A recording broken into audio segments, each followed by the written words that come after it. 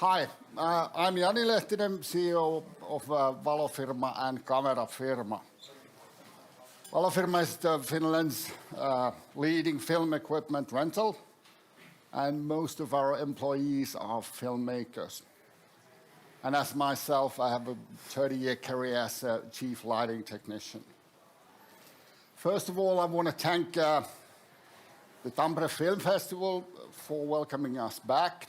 And Valofirma has been cooperating with the TFF for many years, organizing workshops and now for the first time a Masterclass.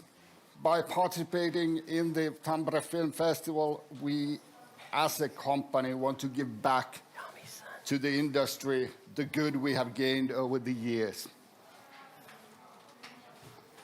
On Saturday evening, we will be giving away a 20,000 euro equipment rental prize.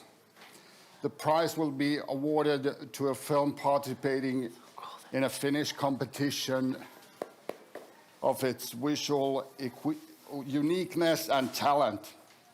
The prize will be awarded to the cinematographer of this production. But now let's move on and devote our attention to the topic at hand, this wonderful masterclass, building a career as a cinematographer. Welcome to our guests and of course our fantastic moderator, my dear friend, Professor Rauno Ronkainen.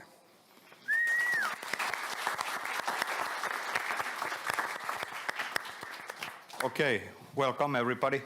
Actually, you're not going to be executed if you want to sit here in the front row as well.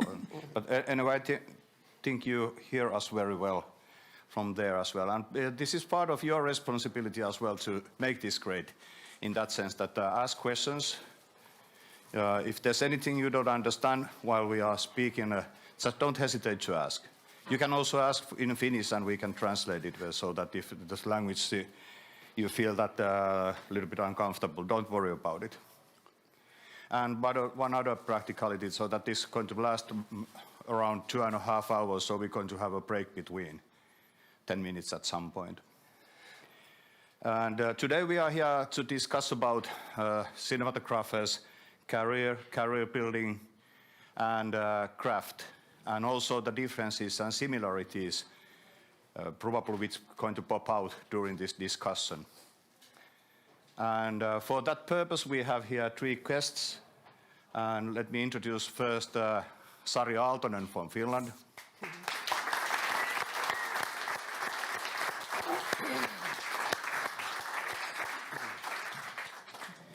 Onko täällä joku istumajärjestys? Janilla on joku. Siihen. Tähän? Ei kun se seuraava. Tämä. Kiva. Nyt alkoi se tanssi. Neiti B. So, and Peter Flinckenberg, also from Finland and based in LA. And our special guest, Christopher Blauvelt from Los Angeles, USA.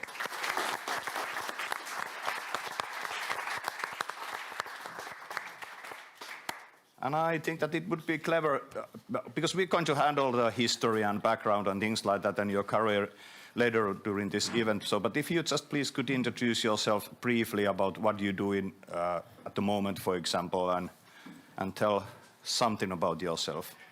Hello, my name is Christopher Blauvelt. I'm a cinematographer based in Los Angeles, California. I was born and raised in Los Angeles, and I'm here finishing a film, doing a color correct on a film that I did with some dear friends actually in the room last winter. Okay. I just noticed, like you said, that Peter doesn't have any light. Does that matter us? Yeah, we should get him light. He's in complete shadow. Jani, I like being here. We like the shadows as we like the... Now, what about Sari? Can you tell something about yourself? Yeah, hello everybody. My name is Sari Aaltonen. I'm a cinematographer as well. It's hard to pronounce that word for us Finns, but anyway. I live in Helsinki. I'm currently doing pre-production for a job that I can't talk too much about. I'm also finishing a feature film, Inari Niemi's Light film at the moment. It's in post-production. And then Susanna Helge's documentary, Ruthless Times, is actually now here on Finnish competition, which we just finished. So I do both documentaries and fiction as well. Okay. Hi, I'm Peter Flinckenberg. I studied cinematography in Aalto University's predecessor, TAIC, and had a career here in Finland. And then suddenly I made a movie that took my career to United States, and I stayed there for almost 7 years before the COVID hit. Then I came back, and after the worst COVID scenario stopped, I kind of went back to Los Angeles, just returned from doing a HBO TV show there, and really happy to be back in Finland. It's kind of weird and surprisingly kind of warm feeling to be here after so many years away. And that's actually something which connects all of us, our guests, that you have been working in Finland and you have been working in international productions as well, which is part of the, let's say, the story today as well, that we share these experiences. And I think we would like to start in very traditional way, to kind of a little bit dig out that what is how you started your career. And we can also include it, let's say, to education, which I also think it's not just the education in film school or something, but education in your life education, let's say that. How you ended up to this profession. Sari, can you start this one?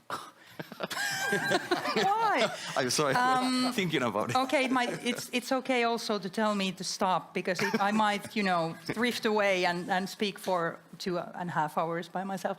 Yeah, it's an interesting question. How did I end up with this one? I'm not from a cultural family. My family doesn't have a history of arts or anything. I come from a rather small village.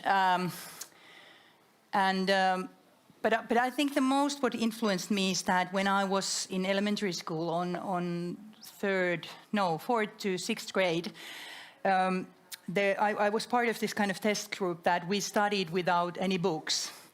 So what we basically did was that we teach, where to start? We made our own books. So we spent time in nature, on field trips, in library, and we kind of studied different matters and taught each other. So every week and every day we had presentation, and we had to have this kind of group sessions where we were teaching each other as a young children. And I think that somehow built the base for kind of, investigating things and trying to look around and find different point of views for different things, because that's what we did in all subjects. And by that time, there was a lot of TV things and news and whatever coming to our classroom. And one day there was a news photographer or something, and the camera was standing there. And I went to the guy and said that, "Can I look through the camera?" And he said, "Yeah." And I looked through it, and it was amazing, because suddenly the classroom that was so familiar for me was completely something new, because of the way he had kind of ruled out things and what he wanted to emphasize.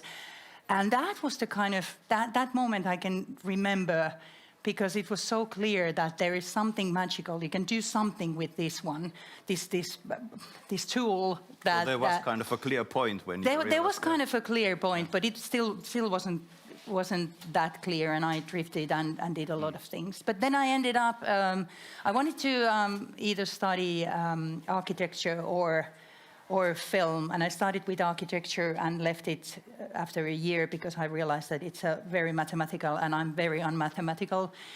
And then I went to Turku Arts Academy and studied there.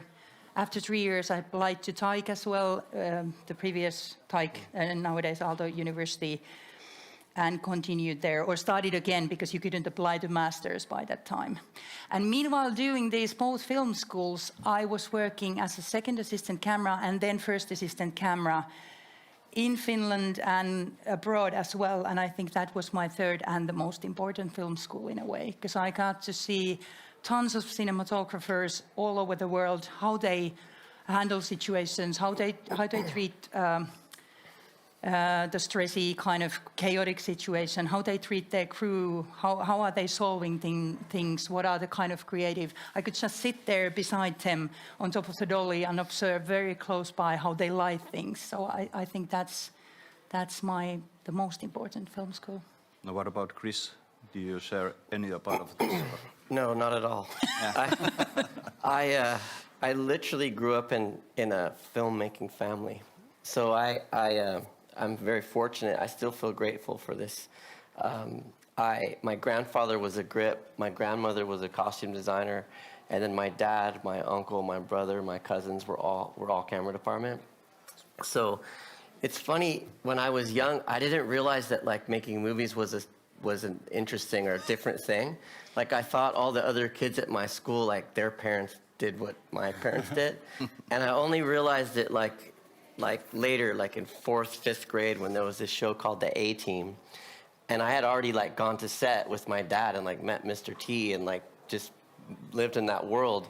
And the kids were like so excited about what the next episode was coming up. And I was like, oh yeah, like I was there. And they were like, wait, what no, what? And then it was like, all of a sudden I realized that, oh yeah, like it wasn't like everybody's family. Yeah. But funny enough, like even our neighbors were a stunt family. So it was like around us. But anyway, I grew up in Hollywood. So my relation to education is kind of funny because I really hated it a lot. And I don't know, I think it's like still, even like working at schools, I get upset. Like I don't like hearing the bell. It feels like very like oppressive. And so when I was like 15, I just stopped going.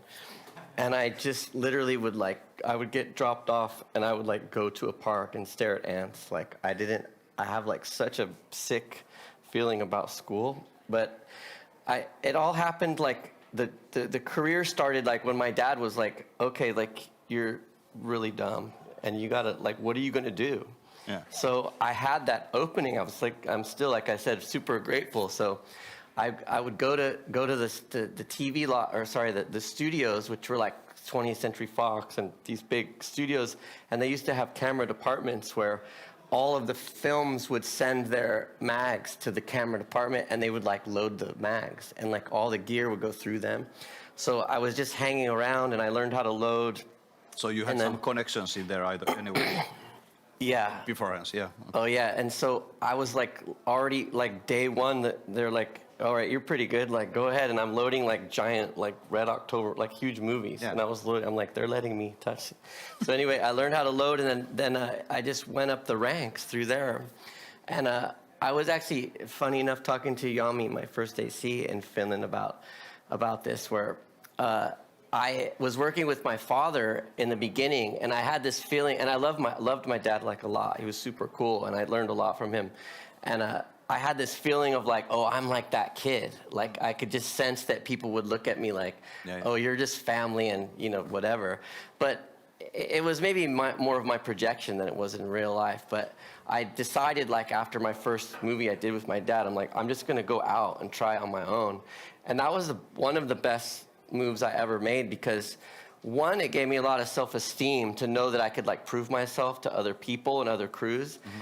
And two, I was like learning from different like people, like Sari was mentioning, like how you're sort of getting access to work with all these other DPs and seeing like different like ways of working. And that was like, I didn't even realize at the time, but it was like I was sort of picking my favorite like philosophies on set or my favorite like protocols. And a lot of how I work now, I like to think it comes from like my experience, but also like collaborating is a big part of my life. And I love and respect my crew so much that like none of it is like separate. Like I trust them as much as I trust myself to do any particular things. And like there's plenty of times where it's like you're tired or you're running out of ideas for one way to make something look. And I love turning to my DIT, my first AC, my gaffer, my key grip, anybody that is on my crew. I love relying on them for input because they're also humans with their own perspective that's different from mine. So like my way of working over the years is just like, I've taken from all of these jobs I've done, you know, in these last, I don't know, I mean, I started it in the late 80s, I was pretty young. And so yeah, that's like where I'm at now. Like, and it's funny because I can like call up, like and there's like a playbook in the back of my head about like certain scenarios will happen, and it's like, I've been there before, and I'm sure you guys experience this where you're like, I know how this works. I know how to like make this, you know, happen. Yeah, that's good experience as well. Yeah, well, craft, exactly. Which is always totally. as a benefit. AKA experience. Yeah. One more thing about this, that what was the point when you actually realized that the cinematographer and being a cinematographer is a craft and your future profession? Was it like just happening, or did you have any aim? No, I think also similar to Sari's story, like I was like, my dad brought me a camera back from Japan when I was like 5 years old. So I was always the kid, like all my friends were skateboarders and punk rockers, and so I wasn't the best skater, and so I would fall back to my photographs. And it was the same like in the punk scene. It was like I was in like some bands, but like when my other friends' bands, it was like I was always there with the camera. So I was already documenting and like learning, getting experience just like on my own. But then a significant change happened to me when I met cinematographer Harris Savides. And I don't know if you guys are aware of him, but he's like one of the best, I think, in the world. And he was someone where I started to work with like David Fincher and Gus Van Sant, and like I realized that because he is the first one like really let me into the story. Like how I was just mentioning that like my crew to me is like they're my family. They're always there's no barrier between any of this knowledge or any of this like thing that we're trying to do between myself and them. So it happened in the mid 90s where Harris sort of like he was sort of like looking at me like, oh, because when I met him I was a loader and a second. So then when I became a first, he kind of just like called me. I never thought he would be the one to help me get jobs, because when you move up to first from second, it's kind of like you've established a lot of bosses or people that are going to hire you in relationships. So when you move up now, you're like competing with them, and so also people don't know you as a first. So it was going to be this tricky like period, but he found out and he just called me, and then that was when this like long 20-something year relationship happened. But to answer your question, I think because he let me in, I was always in the theater. I was taking the notes. I was in on all the conversations for all the testing and all the film processes and everything like that. Like that was when I realized like, oh, I could adapt this to my own thing. Yeah. And he was very supportive in that way. And not that my dad wasn't, but my dad wasn't a DP. My dad was a first AC. And so that was my sort of pivotal like moment. And that was like in the mid 90s. And then it was also like Harris saying to me like, do you want to do a low budget, we're not going to make any money, work with Gus Van Sant? And I was like, are you fucking kidding me? Let's go. Like, that was my stuff. Like, and those were Gus movies were like the movies that I still loved.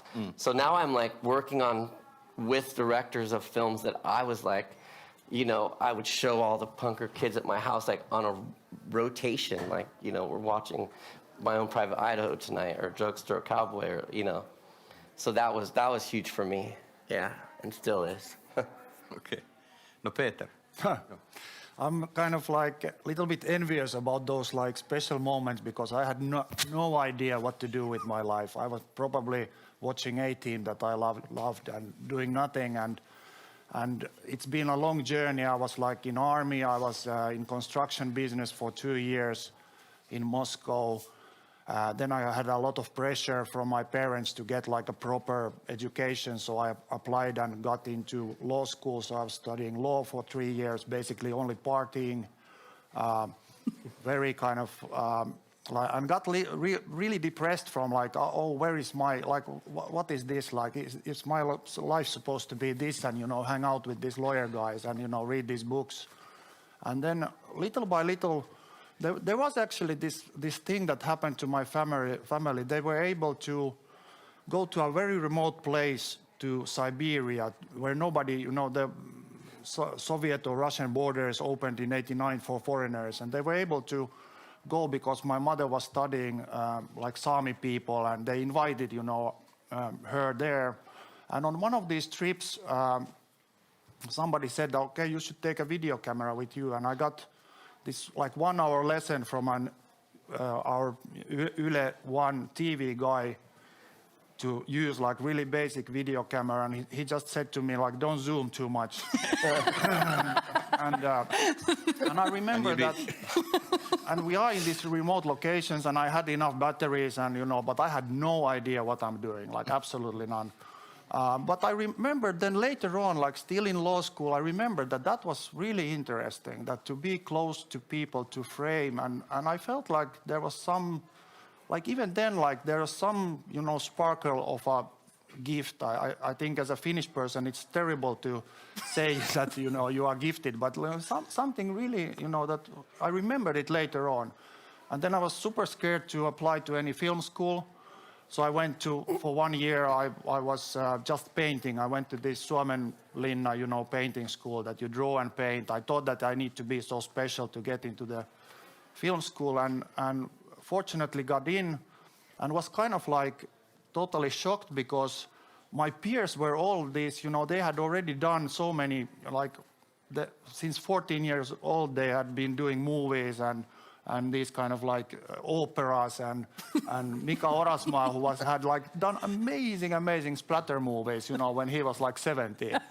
And I'm there like, oh my goodness. But little by little, there was some encouragement and some, you need a lot of good luck in this, to move forward. That's really true. A lot.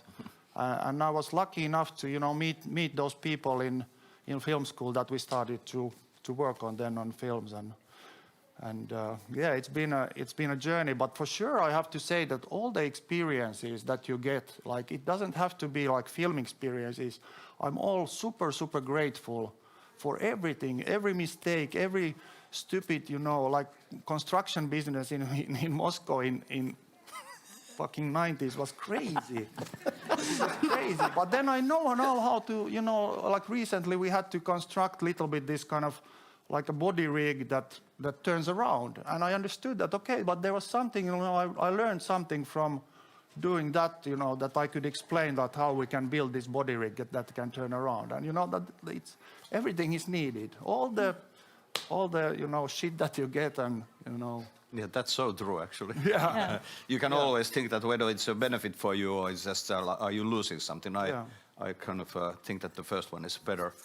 But there's also one thing which speaking about this, that how we end up to the business. I want maybe everybody we can come back to that later, but just think about it, that how carefully we pick up children to the sports and music, for example. And eventually of course you grew up in this family where it's as well like a filming family, but in a way it's more or less like a coincidence that we end up to this business quite often. Yeah. And the second thing is that quite many of us usually are learned by this, by stepping up little by little. I know only a couple of cinematographers who have done it differently. For example, Ed Lahman, I was surprised when he told that he started with some designer and started to do the cinematography immediately. So that's very rare, like how you say, exception of the book. Can I say something about that? I've been thinking lately about the self-confidence. And I think like if Ed Lachman has done that, I know he's like a special man. But going through the ranks and kind of like seeing different things that people do on the set, it brings you so much compassion to, everybody on the set and so much understanding. And it also builds like a fantastic self-confidence. And I know that I lack that.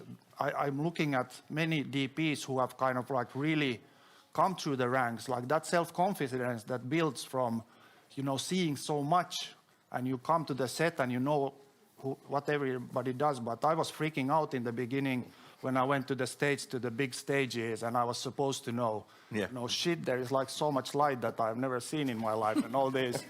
and sometimes I'm thinking like, there is these two ways, like there is so many ways to do this profession, and just that's like really positive thing from coming through the ranks is that self-confidence. Yeah, and like you two mentioned already, so give the opportunity to observe DP director pairs, for example, and how people are working. And that what you said about the family is something which I really hope that you take it seriously, in that sense that our crews are our families. That's because this is our life as well to work, so it's very difficult to isolate. And you spend so much time, like you can't forget that. Like just on a movie for 4 months, like I've spent more time with my crew here in Finland than I've spent with like most of my friends.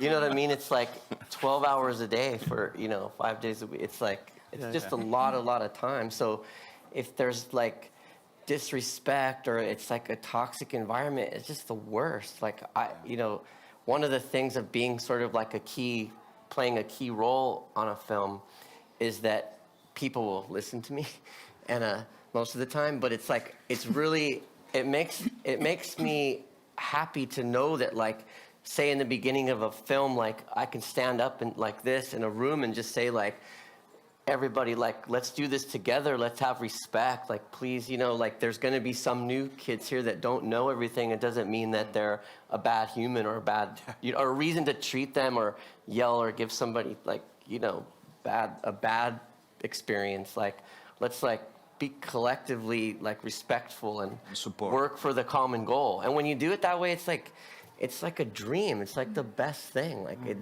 these people turn out to be my best friends. Like, and I don't want that part to end. And I don't know. It's like very humbling and beautiful, and it's the best life ever. I don't know. No. Maybe it's already quite clear as well, but still want to highlight this, that do you have any special passion involved in this business on side of that as well? And speaking about that I don't know how to describe this better, but this is, as I consider, it's not just like a whatever profession. There have to be better. Yeah, I mean, this is a passion profession. I think if you are studying this or looking into coming into movie making, I think it's an amazing adventure and possibility. For me, it has been like I'm so excited every day to do this job. Imagine that I could be a lawyer sitting in that office, but in this profession, it's very passionate because it's also stressful. It's stressful because it changes all the time. Every day is basically a little bit different. You have to, I would like to talk with you also about if you always have the same crew, but here in Europe, it's very often like the crew changes all the time. You can't have, the same people. And it's always like psychology, knowing new people, knowing new director. It's ever evolving, and it involves fear. It's really scary, but the reward is really great also. And that's like that's my passion. And getting that kind of like getting through the difficulties of this, ever-changing things is damn rewarding. And I'm very passionate about it. And everybody who's studying it should be very happy that they are, on their way to this kind of passionate profession. No, Sari, can you? Yeah, hard to say, but I think the pretty similar thing probably. But I think one of the best part is that when you graduate from film school, it kind of gives you a certain amount of tools, and then you actually start learning. And by doing each project, it's always a new thing, and you always need to challenge yourself, and you always need to, research new things and figure out different things. And I think that's kind of rewarding, that it's not just a job where you go, when you graduate, you do it year by year, and it kind of stays the same. It's never the same. It's every time a new thing. And that's kind of thrilling, because you never know what's going to come up, and you have to challenge yourself with things that are kind of not that don't come naturally. And I think that's kind of really beautiful. And what I love about it is that it's not a job that stays. It's kind of a lifestyle that keeps that I have only started. So I'm kind of like having a little bit of knowledge of what I am doing sometimes. So you know. So you each are not project, ready yet? Yeah, no, definitely not, and I think I won't be ever, Yeah. because you have to keep on kind of studying every Really? time. So it's, yeah, I kind of like it also that you can't go to a job and say that I know how to do this, because you have to learn by each project to do how this should be done. What about Chris? About this passion and About the passion for being a cinematographer? yeah, and this craft. Yeah, it's definitely there. I mean, I'm just like my friends here. I care so much about it. It's like integrated in my life in so many ways. Like the things I do out of work are like photography. And it's like not, there's no difference to me from like my lifestyle to this. So it's just blended in there. But yeah, I'm 100% passionate about it. I'm like grateful all the time. I count my blessings like on a daily basis, like for what I get to do. Like, why am I even able to visit Finland? Like, I've always dreamed of coming to Helsinki even when I was young, just for like how cool I thought it was in my mind, and it's like not let me down. So I you know, that's something I'm grateful for. So, and the passion for it is, yeah, just like these guys are saying, like, you get to, like, each job for me is just like a new challenge. And sometimes I take jobs that are a little bit out of my wheelhouse just for the challenge. And so, like, once you collaborate and do all the work, and it's like lots of work, lots of hours, but you like look at your frame and look at this set and like with all of the elements involved, and you realize like, holy shit, you know, we did it. Like it's, Yeah. and it's so satisfying. It's so rewarding. Like it's like a drug. I live for it. Yeah. But to your point, Peter, about like the crews, like I definitely work, like in LA, I have my crew, like it's literally my brother is my first AC, and like people I work with a lot. And I love, like it's a big reunion when I go back. It's beautiful. But I also travel, and I've been to, I mean, Ukraine actually quite a bit, which is such a heartbreaking thing. But there's a really interesting thing that I learned, which is one, like no matter what language or what country, there's a common language within filmmaking. Yeah. And that's just so cool, because it's like I can have like someone with an interpreter, and I'm like in India or wherever I am, and it's like we're all getting it. Like it's like, oh, we know how this works. Like we're in the matrix in that way. You know. And then the other part of it is that like I love bringing in like a compassionate, like respectful, like vibe as a boss. And I hate to say it like that, but you know, like India's maybe a good example, because like the only people on my crew that are allowed to talk to me is my gaffer. Like, so when I talk to my camera, everyone, and like the person will be right next to me, and I'll say like, oh, I need like a zoom or a lens or whatever I'm doing, and then the gaffer's like, whoosh, and it's like this guy will like avoid me. It's like almost like this like strange hierarchy. But like I blew that out of the water like day one. I'm just like grabbing them and like hugging them, and I bought them all beer on the second night I was there, because I was just grateful for their hard work. And I just look at him looking at me like, this guy's nuts. Like, what's his problem? And the other thing is kind of sad to say is that like I'm getting them in trouble. Maybe That's true. Yeah. So I would tell the gaffer, who was like actually a really nice guy, I was like, look, just let me have this with them. Like, let me say thank you. Like, you know, and he's like, cool, man, cool. But you do realize if they run away from you, it's not because they don't like you. It's because of this, like, they're living in a very, like, hierarchical, like, thing where they need to be in their place if they're not the main guy. Yeah. So that's a tricky one. But I think back to the point of, like, working with different crews, it's like, one is the commonality of actual filmmaking, which is just like this beautiful language that we all speak. And then the other one is my particular way to work, which I really enjoy, like seeing that like infiltrate like whatever language or whatever country I'm in. So yeah, But that's a good point, that sometimes you have to break these kind of rules, and sometimes it's not that easy. Because I remember, for example, speaking with giving orders directly to the grip assistant or someone, and the producer came to say that you can't speak to him because otherwise we have to pay more salary. Oh, right. Yeah. Yeah.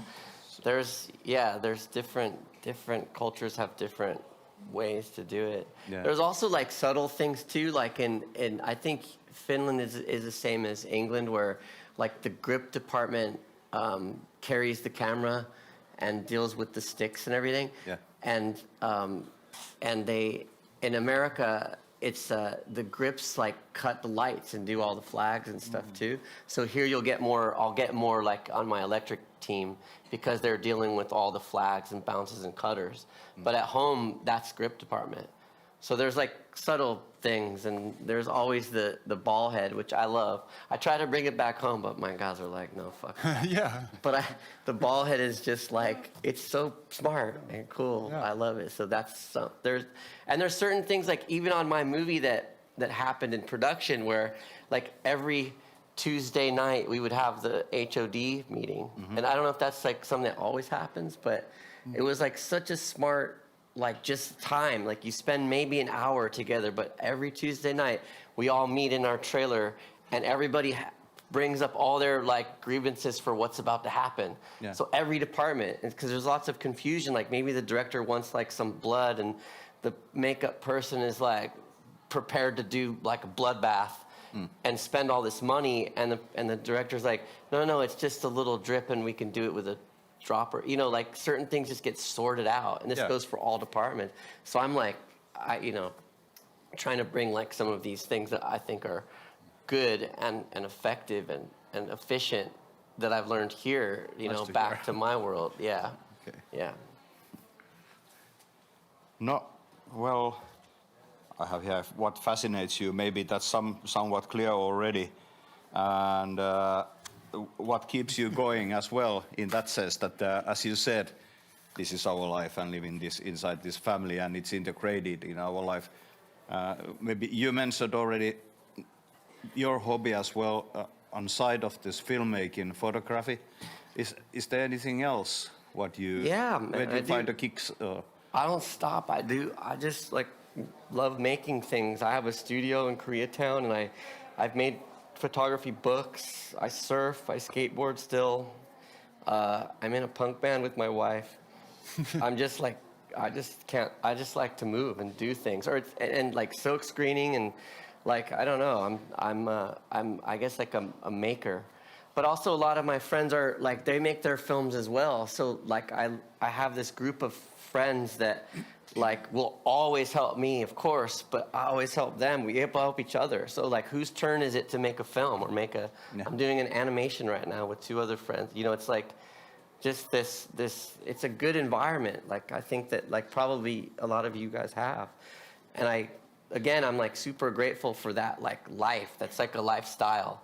So the passion exists for like all of it, but it's all very integrated. Yeah. And what about Sari? Anyway, it's quite easy inside your family to be. Yeah, well, I live with the director, so it's kind of fun. I never get rid of the job either. But I have this thing. I think it's something to do with the age as well, but it's something to do with the long productions I've done. During the past 3 years or so, I've done 2 really long TV series, which takes like 8 months, and you are 8 months with your crew, which I love also, and I really appreciate the crew I have been working with. But then I also have the other side is that I want to disappear to the forest or to the sea and be quiet. I don't want to talk to anybody. I don't want to hang out with people because I get to be with people like this for 12 hours per day for 8 months in a row. So I also love the kind of just taking my family and going to the island, and just we walk quite a lot in the nature. So I think nature is the kind of observing the light in nature is also something which I've always done, which is kind of nice. But just being quiet quiet is kind of something that I need also to be able to work with the processing team all the time. maybe. Yeah. What about Peter? Yeah, I feel like this is a little bit like a seaman's life, that you go, or a kind of like a hired gun. You go away for a moment, and it's been tricky sometimes, and especially like moving to Los Angeles with the family and getting everything sorted. Like it was a big commitment, and it needed. I feel like I can tap on my shoulder that I needed courage for that. But I think this is also like quite demanding physically, this work, and I'm trying to keep myself in shape. I do a little bit of meditation, just to, you know, to be honest, like I've been suffering from depression since I was 17, and it's kind of like thing that has been very much evolving to what I am at the moment, and there is like many methods that I cope with, you know, too much anxiety or fear or something like that, and I need to move. I love dancing. There was very often, you know, days that I'm gonna shoot somewhere and then somebody spots me, you know, in a dance club after the shoot because I release everything, or you know, swimming, everything has to do with water and water element and hot springs especially. Super. But yeah, you need to keep in shape, you know. It's like long. I was just talking with another Finnish DP who was doing like 70 days straight in China, like they don't have a break. 70 days, like that's incredible strain on your body. So yeah. I don't know if I answered your question, but Can I say one more thing Yeah. about the physicality? I also do run or try to run, and then I was on recce in Stockholm. Got home last night, and what I do is that after the recce day, I went for a run, and then I take pictures, and then I come back to the location scout and the director is like, look what I found when I was running. And they're like, don't go for a run, you are messing this whole thing up. So I'm also kind of using that time to observe, because that's a nice way to learn new cities as well, to go for a run. And then it's always like, have you seen this location? I see that you are obsessed with the locations, which is very, very good. Yeah. But that's part of the task as well, to be an observer in that sense, that it's kind of collecting things in your hard drive in a way, like experiences. Yeah. So we move into the next section, which is, let's say, call it like art. No. So this is going to be hard questions now, but really. So your relationship to other visual or audiovisual arts, can you describe that? What's in that? What do you have something which you regularly do, or what you are interested, or is it just very random? You can start, yeah. I think it's there's definitely like a regularity in things that I watch. I watch as many movies as I can. Yeah. I like watching like all genres of movies as well. But I think specifically to relate it to a project, like I'll usually get, I'm sure you guys are aware, like you'll get like a project, you meet the director, and then you'll get all of these inspirations. So then it's sort of like you can go down your own rabbit hole, give your own perspective based on like the directors and scripts, like sort of like that's like the foundation. But I love looking at like paintings and photography and dance, and like I like to think of films as just like another art form, which I think many would disagree, but I think that like crossing all those lines, finding inspiration in like anything and everything.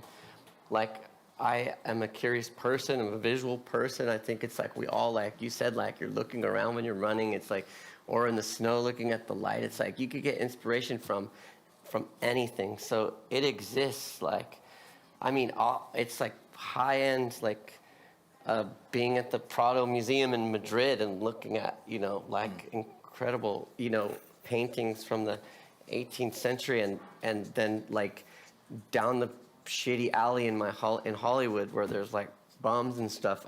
There's so many things you can pull from, and I think it's really actually, it makes it really enjoyable also because you have, like you were saying before, you have a database or a hard drive of things that you've seen or appreciated in life. And it's really incredible when you can talk to a director about like something that's so relevant to like this idea or an idea that you've been given.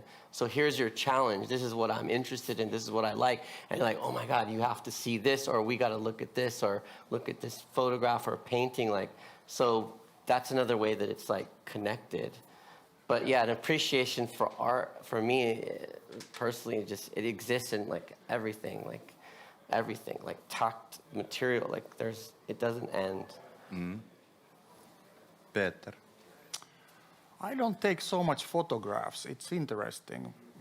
I haven't discovered like why, but I'm more kind of like walking, and I'm getting this like I feel it's like a inner movie theater or an archive of feelings and places, and I love that going to museums or especially drifting into towns and walking around a town that you don't know, and it becomes kind of I get touched from beauty, and the beauty can mean also ugliness. It can be like super ugly. It can be like something, poverty in Brazil or in Africa. But there's like something that is touching me, and I try to connect, and and then somehow when I work on a project, I just notice that in a weird way, those things from that archive, channel into, idea. And to be honest, like I don't watch anymore so many movies. I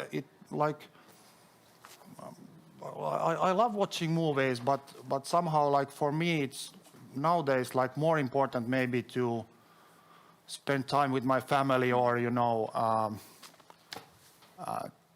travel or do something in nature. Like that's another kind of like really a big resource for me to get ideas and and music definitely. Like I very often, I love it nowadays that they put also, sometimes you get a script and they put like a Spotify link, to that they have been thinking about something like this. Or even if I read a script, usually when I read the script for the first time, it's very kind of holy moment. I keep it quiet.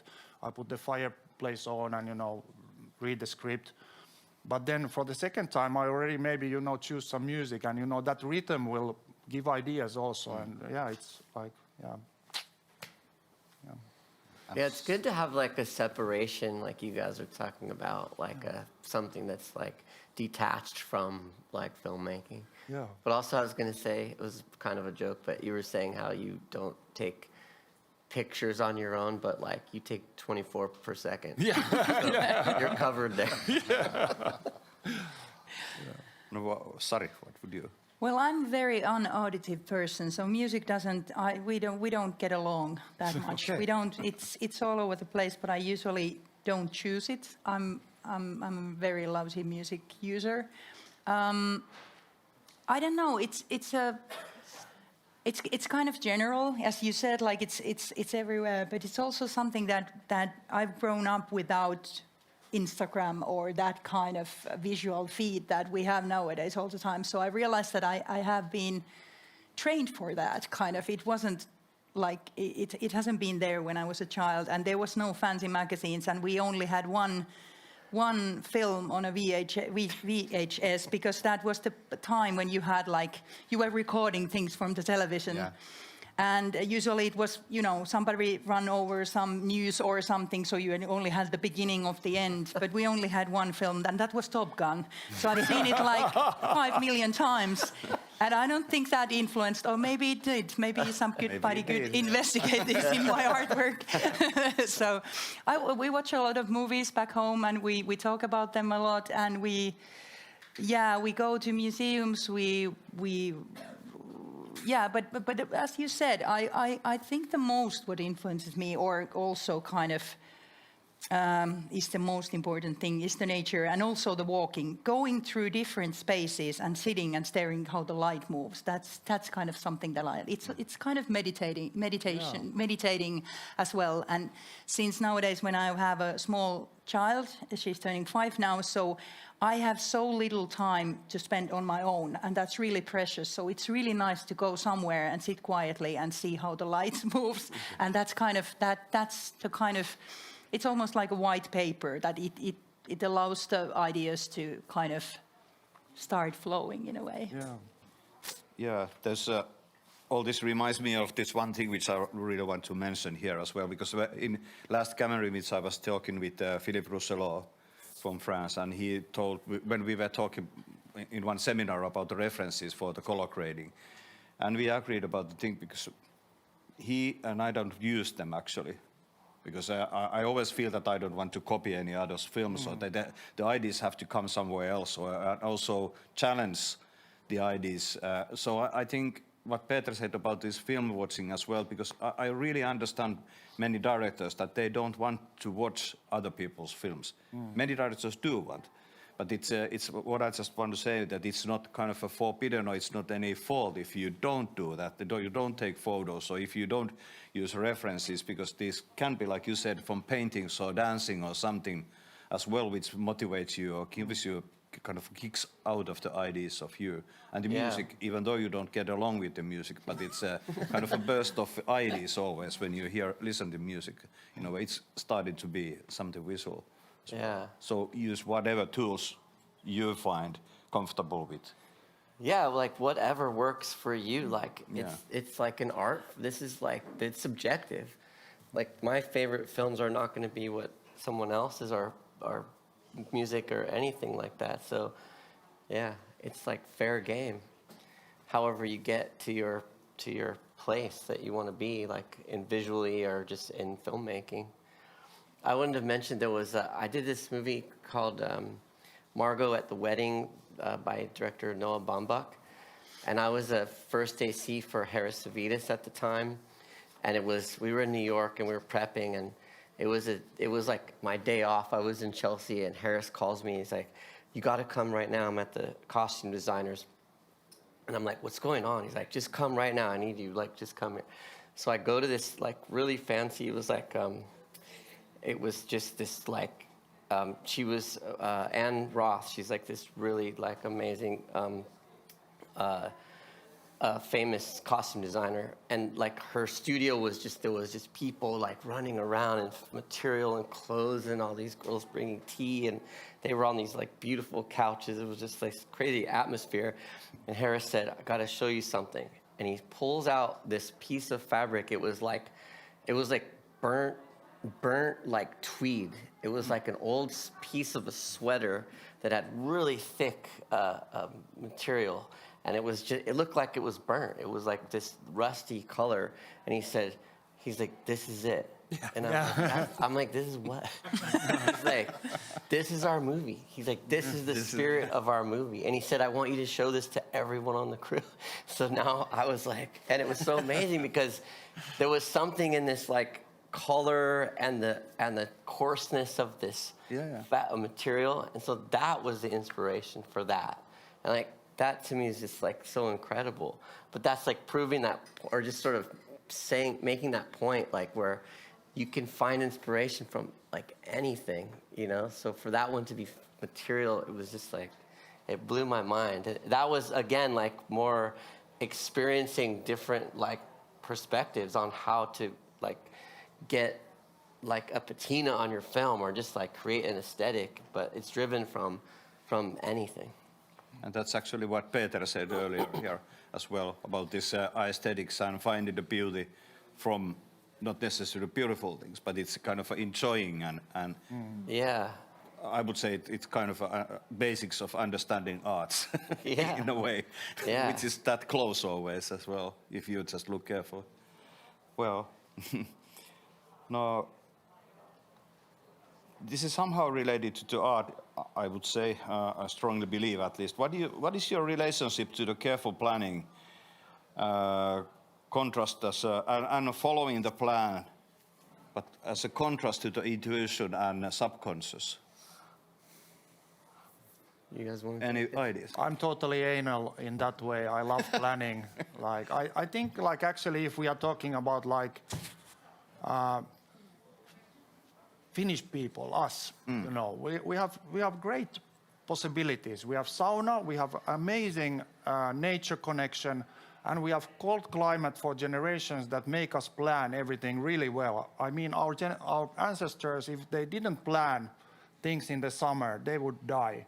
Like during the winter. Yeah, that's why we have like an amazing advantage, in my opinion. Like what I'm looking at my peer DPs, you know, compared to, you know, many other cultures. Like the planning is amazing, and usually the producers love that planning because, you know, it saves money and it's easier for everybody. Now, I have a very specific kind of like shot listing technique. I don't do so many storyboards. I use storyboard artists because I'm not like super good drawer for, you know, action scenes or something like that. But for every project I do, was it documentary, was it commercial, was it anything else, I use this same kind of, very old system of shot listing. And at the same time, it's important to me, and it's important for me to give that information to whoever, needs in my crew. And it's very specific also. And it's, but at the same time, like, I'm very willing and always like wanting even to break that plan, but I need that plan before I can totally throw it away. And I want to say that my background is very much in documentary, and I still do documentary each year. I want that kind of like feeling of unpredictability and, focusing myself, lighting myself, where you don't know what's going to happen. But even then, there is like different scenarios. And some of the best shots that I've done is basically through this kind of like imaginative scenario in a documentary. Oh, might that guy go there in the morning and, try to start that motorboat, but there is too much ice there. And damn, I was there, with the 16mm camera at the right time when he comes there, because it was like, it was still even in documentary where everything can, happen. However, it still was, I like that idea. But yeah, definitely you have to break it. And of course, we have to remember that directors are very different, super different. Like, there is even directors who want me to do the whole shot list, like everything. And then there is directors who are very, very capable and, just give it. But I do it, like, even if the director gives me a shot list, I do it myself also. Like, that's the Finnish person in me. But maybe to clarify that shot list, as you mentioned, I have seen your paper, and it's very detailed. Yeah. It's not just like that this shot and this, but Yeah. what includes in that shot all the details as well. So it's very, very careful. Yeah, nowadays photographs from locations and, but it's not like I'm not digitally very like capable. So it's still kind of like drawings and, yeah. Hey, but that's maybe good, because we are like, someone said, what is that in English? Kädellinen. Yeah. We are like apes, so that Yeah. we need to do things by our hands as well. So that's it's our roots. Yeah, and I like how Makes reading sense. the scripts in paper, and I don't like to go into a cold place with the iPad that doesn't work. Like, I need that security. Call sheets and paper as that's well. also the Finnish planning. That okay, I need that. Where's my paper? Yeah. No, Sari or Chris? Or... Well, I think it has changed. I used to plan a lot and really detailed planning as well. And then I went to the set and realized when I was watching the scene when actors were rehearsing, and I realized that this plan, maybe we have a little bit too much, shots, or maybe we could actually, maybe it would be better this way. But I didn't have the courage to kind of do it, because we had been sitting down and planning it, and I thought that maybe that's kind of, maybe this feeling is not the right one, because we have been thinking about this, and by that time we had coffee and we had been sleeping properly, so this plan must be better. And I realized that it doesn't go like that. So nowadays I like to plan. I like to plan like maybe 60%, I would say. I want to be there with the gaffer and director. We are going to definitely block out like where is the main light going to be? What are we going to show? What are the corners that we are not going to see? And we make a decision about those things. And of course, it depends on the scene, but most of the time, so go to the space and observe it and make decisions about light and how we're gonna work there, and then we kind of release the actors to do their things and make them suggest things, and I like it because usually it kind of. I have the feeling that most of the time when they start working, when you see the actors in that space, it kind of tells you the way it should be shot. Yeah. According to the overall film, like how you are planning to anyway tell the whole story. So I kind of like that. I actually get really thrilled about it, because that's the moment when and it's been really big thing for me to realize that I need to put my eye to the viewfinder to rule out everything, the whole chaos, everybody else, and just see. Because otherwise, if I'm staring at the small monitor on top of the camera, I see everything that is distracting me.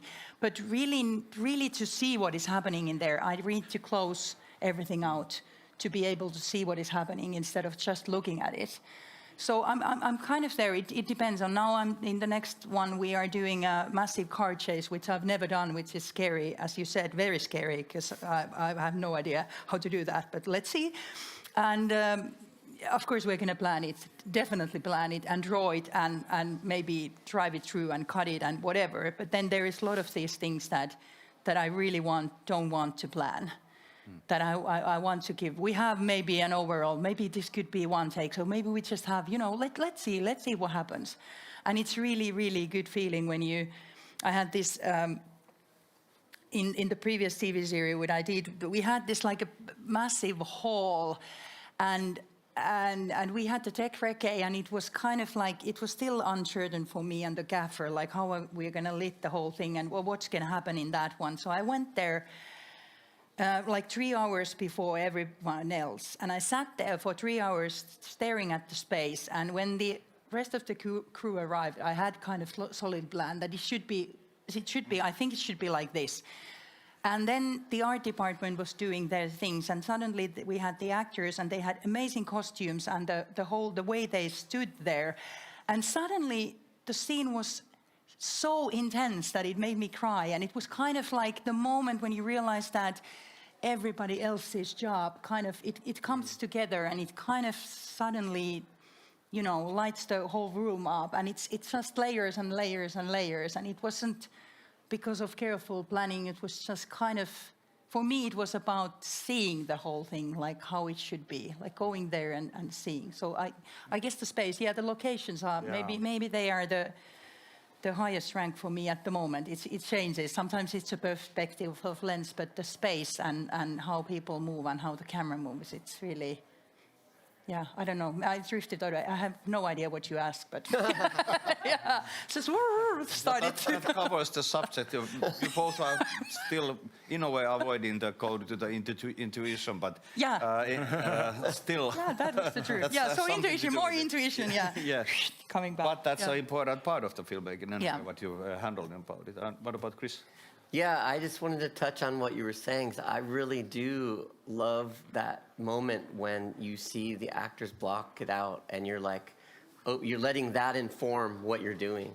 Because sometimes the plan gets in the way. Yeah. So, but I'm the same as you guys. I love to prep. I'm a huge prepper. I do like extensive testing or prepping with my director, obviously. But for me, it's so easy to throw out. But it's almost like that process like just gets you guys in the same frame of mind, because sometimes it's almost like, what is this scene about? Like, what are we trying to say with this scene? So then you write all of these shots around it, and then like you guys are saying, like you get there and you see now you're in the space, because like usually you're like in a room or a coffee shop or whatever doing this, and you're just sort of imagining it, looking at photographs. But there's nothing like really being there. And also the sun will move. There'll be something that informs like you to do it differently. But I think the fact that you've gone through it with your director, and also having the notes for the crew, because sometimes there's just like big dolly track, or there's a crane, or there's like equipment or things that you just want to make sure that is like published to your team, just for communication reasons. But yeah, I think it's really nice when you can it's like a blueprint in your head, but then you're also like super willing to just throw it out. So you kind of know what you were going for, but then when you see the actors block and they've just informed you like, okay, this is exactly how it just guides you there. And that's like fantastic when that happens. Maybe this leads to the question as well, that if you are willing and ready to for all the changes, let's say, change the plan. How much you feel as a cinematographer, it's your kind of, you have to do the work to, let's say, to educate your crew to be as flexible as well. Have you any such kind of experiences that you're facing challenges, let's say? I think we probably all have. Like, I mean, you set yourself up for like a plan in prep. So that means like, your gaffer's ready with the 18Ks out the window that are all on Condor. So like, if you decide all of a sudden like, nah, we're not looking out the windows anymore, you're kind of like, oh shit. Like, hopefully the producer's not close, so you just spend all that money and like not using it. So like, but everyone knows that has any experience on a movie set like that like you got to change it. Like, you know, it's gonna happen all the time. Yeah, just to get better result. Yeah, and like, yeah, you try to plan so that you're protecting all of those things, and part of it is like practical purposes, like your budget. Like a lot of the movies I do, there's not a lot of money there, so like you're picking the days where you have all the big lights and the tools. Yeah, for sure. So like, you try to make it work with those, but I don't know, sometimes you end up, you know, not using it, and that's just the way it goes. Yeah. Yeah, I think it's, sorry. No, please. I think it's, if something like that happens, I usually try to also tell them that it's my responsibility, that it's, if I make decisions like that, then it's kind of like, trust me, I know what I'm doing, even though it doesn't look like it. But I think the people I have been working with, I haven't had any conflict or anything. Or if there is suddenly something that but on a tech recce you said that let's not have it, and then we're just like, okay, but then what can we kind of, you know, let's bring a car in and rig the camera there or whatever. Let's try to solve it. So it's, but it's, of course, it's about the director as well. I think the way he or she wants to work. So it has kind of a lot to do with the, well, anyway, how the whole HOD team is kind of, what kind of spirit is in there. You can do a lot of crazy things suddenly if people are kind of, Do they dare? Yeah, and if the crew is kind of happy and nobody is yelling constantly things, so I think they are very flexible. Yeah, too. pick your battles. Yeah, exactly. Yeah. So it's kind of like you can once in a while demand crazy things, and it's okay because everybody really wants to do it. But if you do it constantly, it just comes chaos, and it's like unpredictable things. But sometimes you can just like, I was wrong. I was just completely wrong. I'm sorry, but we have to, you know, we don't use lights. Sorry. Yeah. Sorry, guys, for the hard work. Yeah, but you should this be is, allowed to yeah, do exactly. that It's my bad. Yeah, my responsibility. Yeah.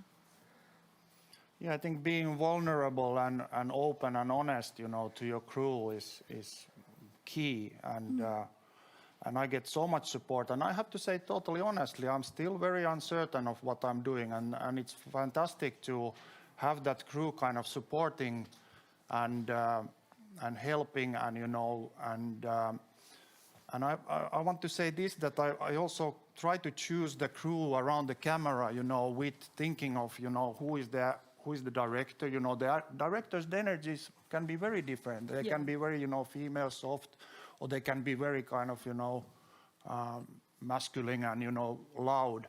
And, you know, and same goes with the actors also. Like, what we do behind the camera is super easy, to be honest, compared to anything that is done in front of the camera.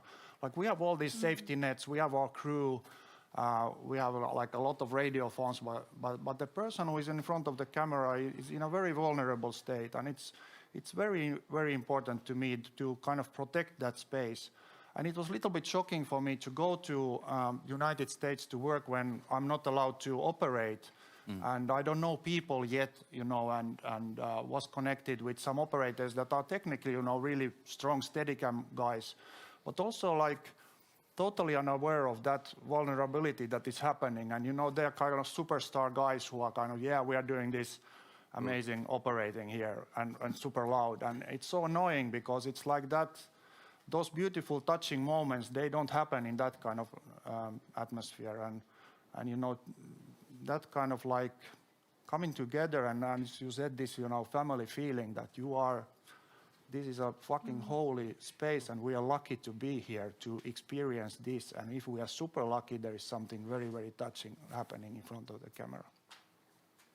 Very well to say. Yeah, and that kind of atmosphere like transcends, hopefully, to the actors, right? Like that, like level of respect, like as a crew, because it's like there's big, heavy things that could be like set down really loud, but like when everybody's like really aware of the environment and has that respect for the crew, but also for the talent and everybody else, I think then it just like ebbs and flows. Like the actors are gone now, it's like like it's super loud, and then everybody who's like observant enough to realize that and respectful enough, like that should flow like perfectly, you know, in a perfect world, of course. But it's a bummer when it doesn't, or when someone's like out of place in that realm. Okay. Next thing you're going to have a little bit time to think about it is about your style. Can you describe your style and where it comes, what it's based on, and how it's visible and things like that? But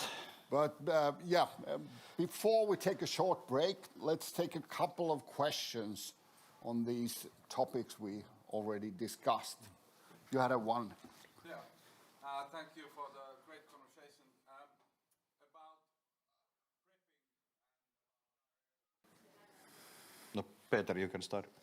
Well, you mentioned India. I have to say that, you know, like working with, for example, Indian crew, it's like fantastic, totally mind-blowing experience from another planet, because they are used, like there is so many people in those, you know, Bollywood movies, you know, getting things like this. So when they come to Europe, or when, you know, they don't really plan so much like that. And you know, in many cases, like there is a lot of directors who don't want to plan, but that doesn't mean that I don't plan. Like definitely, I'm trying to get as much information as possible, and I'm open to that also. Not even, you know, discussing it and keeping it open, but for my sanity and to be honest, like it's also little bit cheaper for the production, you know, if somebody thinks, you know, that we are going to need this dolly. But there's like many times that I've been working on some commercial and music video or something like that, where the director suddenly, you know, wants something, you know, let's get the dolly, it's 2 a.m., let's call the dolly guy. Like it's insane how much that happens actually. But I think, you know, especially in lower budgets and in our culture, I have to do it, definitely. And I totally work with directors who don't want to have anything to do with that. It's just more discussion, and then on the set kind of like planning. And I don't know if I answered your question, but... pretty much. I don't have experience about directors who don't really plan anything in a way. They might be the type of people that don't want to plan how they are going to direct or what is going to happen between the actors. But usually there is at least so much planning that we know what scene is going to happen where, and we have some sort of space. So it allows me also to think about the stuff and the lighting and things like that. So I don't have a crazy experiences, but yeah, as said, I'm willing to leave things open, but it can't. Yeah, I don't have experience so that somebody... I've been in the situations in when I was doing the first AC jobs, that one of the nicest examples is that it's 2 a.m. on a weekend, and we're in a studio, and suddenly the director wants to have roses. And we only have the how you call it, like the leaves of the roses, because they've been scattered around the bed. So he's just suggesting that maybe we should glue them. Yeah. So we wait for fucking 5 hours for somebody to glue the roses. And I'm like, this is insane, and it's going to cost like tons of money. But as a DOP, I haven't been in that kind of situation. So I've been lucky, I guess. So that at least my planning has kind of saved something. I have a similar answer as Peter. It's like I've worked with directors that don't do it, but it's just kind of on us now, like to have some sort of plan, so when you're there, you can offer up ideas and move from there. But it is true also, it's like, it's a shame in a lot of ways, because it's a waste of money a lot of times, because you turn the camera in a certain direction, now you need all these tools that you didn't plan for. So to me, it's not that, it's not efficient. And as being an AD, I'm sure you would agree, like, it's better to have a plan, and even like, if the plan's adjustable, you've brought like enough tools and resources to like do most of the things you want to do. Thank you. Any other questions? I have one. Yep. About this for me as a director person, and when you said that what is seen, why, how it works, because that's the base of learning somehow. I'll just answer that question. I don't know the answer to the other one, but no, I mean the holy moment is for me is basically how it touches me, like how it affects me, and do I get like images in my inner movie theater that are kind of interesting to me. And I get these days quite a lot of scripts, and that's like a really important moment to kind of decide, like that's why it's holy, like that decision comes from that moment when you read it, and it either you'll go like, oh my goodness, this is bullshit, or or you get like some kind of a connection to that story. And of course, like after that, you have to start working with the director, and it's of course, his or her vision that you are kind of helping to bring alive. But I would guess that, some of those moments, even from that first read, I never write anything, but I would guess that they, pop up here and there, even after the discussion with the director.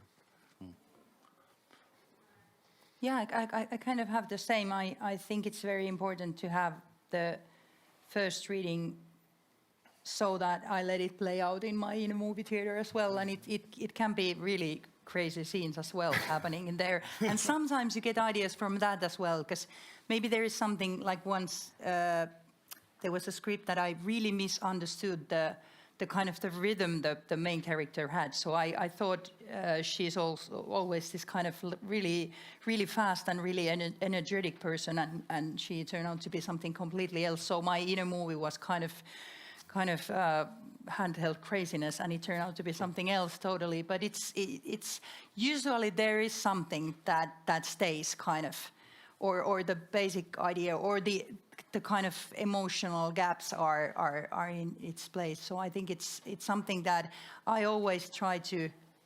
For me, it's very interesting to try to find the core of the story and try to kind of in every scene try to somehow shoot the film so that the core is there all the time. So that's what I'm kind of searching in the first reading moment as well. I'm the same, yeah. I'll read a script and see if I can identify with it. And sometimes like my own version, like you're saying, is it's my perception. It's like when you read a book, it's like it's different because it's you reading it. But sometimes I'll think maybe there's something like, okay, maybe I should talk to this director or see if there is any like reference material. And like Peter was saying before, like when they send you like a Spotify thing, like now you can get like another level of like of tonality or something from the music that happens. So that kind of helps like push it more into like realizing what the director's after.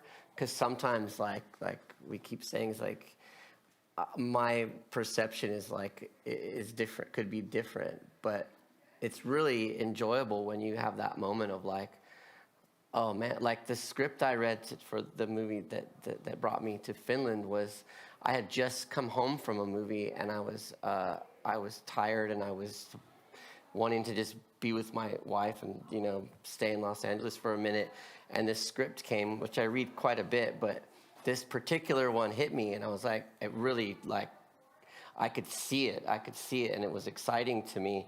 And I called my agent and I was like, and she said right away, she's like, I knew this was one you were going to gravitate to. Do you want to meet the director? And I'm like, I know, but I just got home. It's like, I can't just leave again. Let me just meet him. So I meet him and it's like, it's Ran Wang. It's like, I love this guy. He's from Beijing and he's like an artist and he's only made one small film. And so his perspective was very unique to me.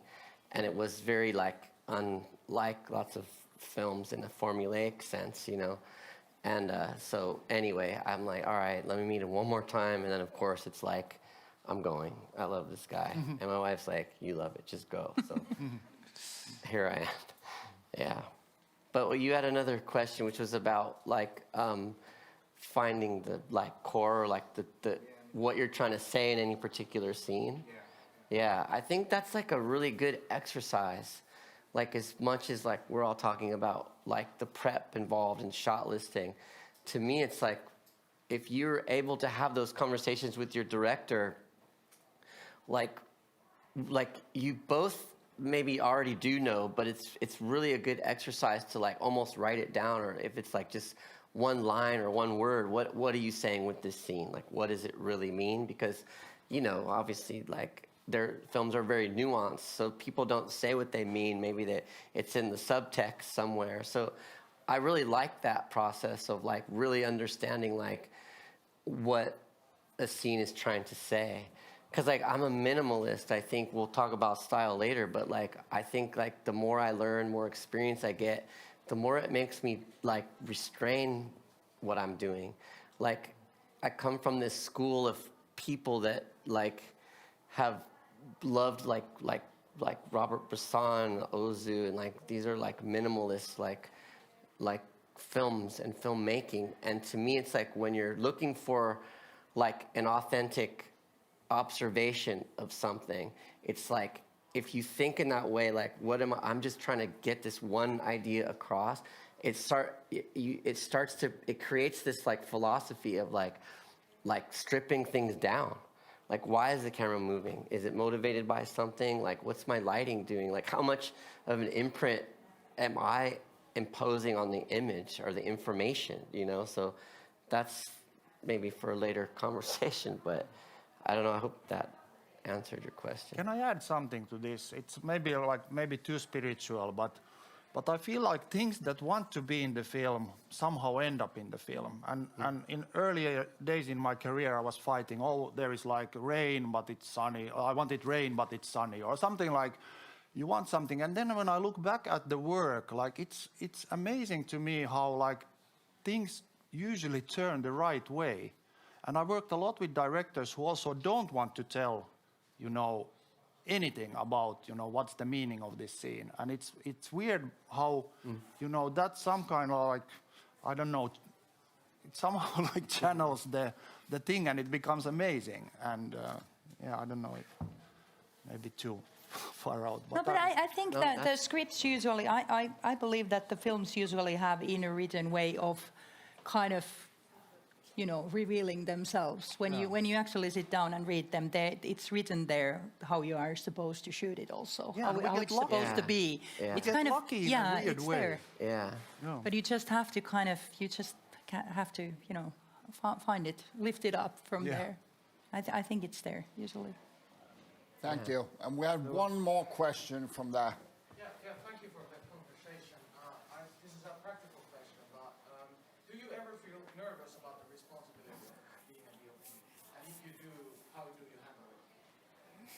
Drinking.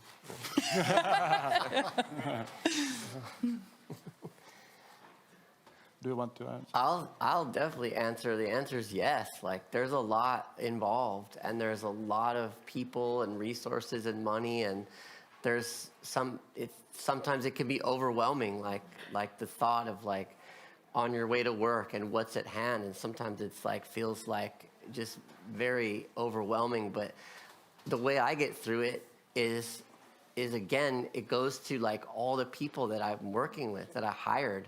I have those conversations like before I even hire them, like, hey, we're going to do this together, and I make sure that they're passionate about what they're doing. So once you realize that there's people all around you, like even in your own department, which is camera department, and then there's lighting and grip department, and then there's all the other departments you're not even in charge of that are there to do a job. So it's this very like kind of happy like feeling where you're like, oh, I didn't need to stress about this. Like we're all gonna help. And it's also something like I try to be very like open about too. Like, okay, like, hey, can I huddle right now with my team or my director? Like, I'm not sure how this is gonna go down. Like, can we just talk this out again? And like someone's always gonna wanna jump in and enlighten you or help you get through that. So that's the way it works for me, yeah. Yeah, and we don't really know, you know. It's like it's a concept that, you know, when I was studying, there was like moments when I was like, oh, really close to this like panic attack kind of like situation, like totally out, because I thought that, you know, I need to know and you know, I need to succeed in this. And I think like the best thing, you know, during studies is total the opposite, you know, try and fail. And, you know, but I know, you know, failing is not nice, but it's a good teacher. And I have to say that before like every project, I mean, I'm super stressed, like it's terrible, and I feel it in my body everywhere. But you know, when the camera starts rolling, you know, the train starts moving little by little, you know, and with, you know, as you said, if you are lucky enough to get, you know, good people around you and support you, and, you know, be open, like, okay, you feel stressed, it's a feeling, it's okay, and nobody knows, you know, fucking. Yeah. Yeah. I was in Bali years back and learned surfing, and the teacher took me to the water, and I was looking at the waves, and I was like, there's like million waves before I get to the break.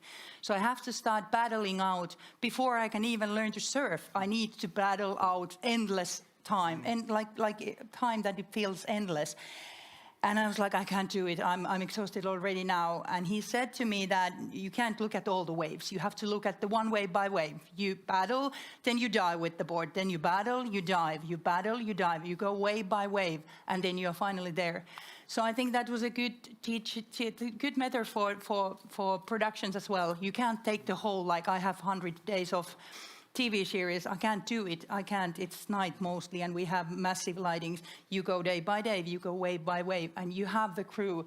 And I think it's really nice to tell the director and gaffer, for example, that I'm really insecure about tonight. I'm not gonna, I don't know if we can pull it off, if we have the right tools. I don't know. And they're like, yeah, we're in this together. Let's see. Let's go picture by picture. So it takes you there. But it's also something that you need to learn to kind of trust the uncertainty, kind of float there, because I don't think any of us have had the, well, maybe sometimes a peak, one kind of tiny peak, but the moment that you just know how this is going to, you have the confidence, you're just arriving there, shooting and going home, and it's like, good, way to go, 100% again tonight. So it's every day is a kind of new challenges, and you just have to. A friend of mine, a director, said that this is this profession is about kind of how you say it. It's about solving problems. You solve problems throughout the day, different kind of problems, and then you go home. So it's, yeah.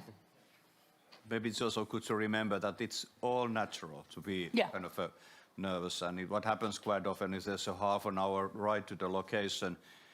In the car you think that, okay, I wish that it's 200 kilometers actually, but closer to the set you forget the thing, then you start walking, and then you notice that, okay, day is over already.